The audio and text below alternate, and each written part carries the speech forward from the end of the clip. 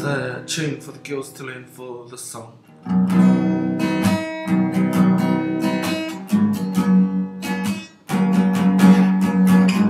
Hurihuri mai e taku poe, korero mai me toia wainene, i te korero hua nui o te aroha.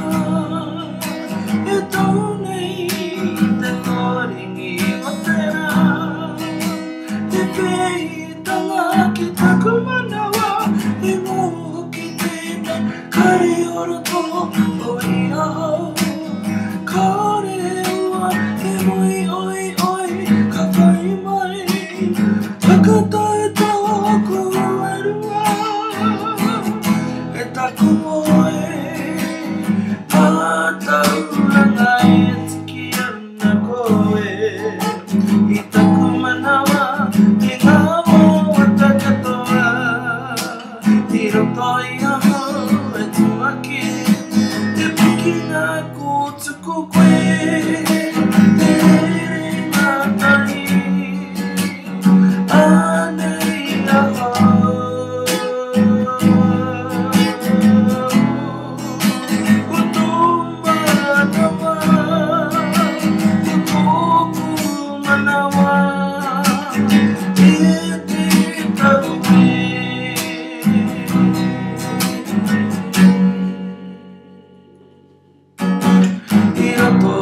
Tenei a kiko, he mahanga huarai, ko te wairua wa te aroha, te toa aroha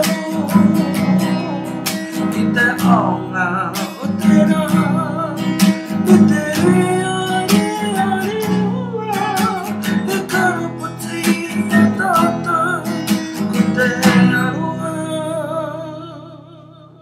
he aua no katoa, katoa wai tō wairua, te aroha,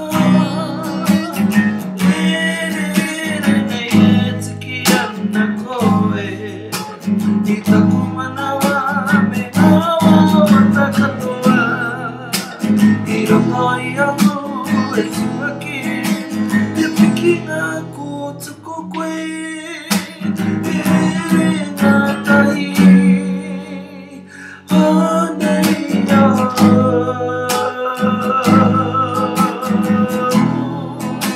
Kotu manawa, kotuku manawa, e te tahi.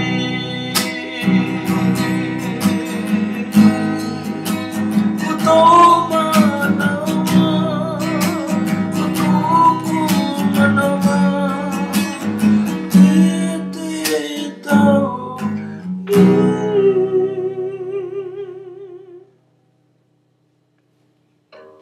Sorry about the crappy singing.